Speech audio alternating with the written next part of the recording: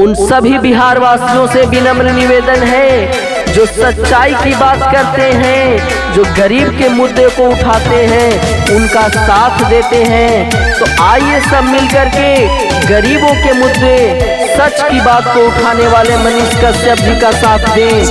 सब मिलकर उनको बेल करवाने के लिए साथ दें। पूरा हो बिहार से बाटे ई है अगरा, ये हो पूरा हो बिहार से बाटे ई है अगरा। मनीष कश्यप के चलते कर झगड़ा, सबका के लागल बाटे इनसे श्रद्धा। मनीष कश्यप के चलते कर झगड़ा।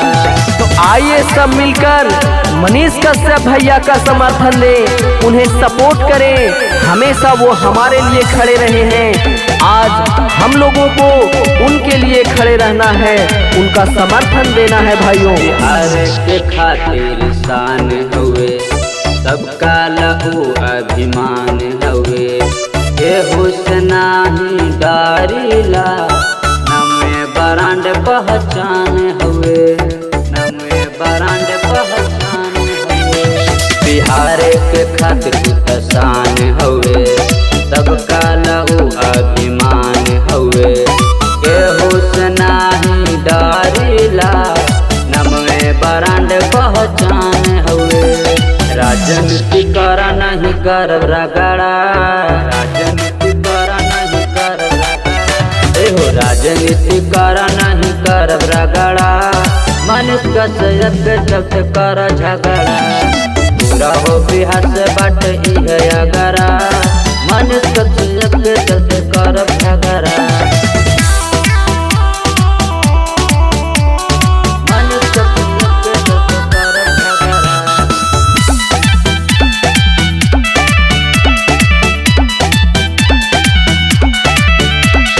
कबो नहीं सर झुकावेलन, सच बात उता बतावेलन। यही खातिर ता सबका नजर में मनीष जी हीरो कहावेलन, मनीष जी हीरो कहावेलन। कबो नहीं सर झुकावेलन, सच बात उता बतावेलन। यही खातिर ता सबका नजर में मनीष जी हीरो कहावेलन। बेल कर नहीं होई जाए लफड़ा, होई जाए लफड़ा।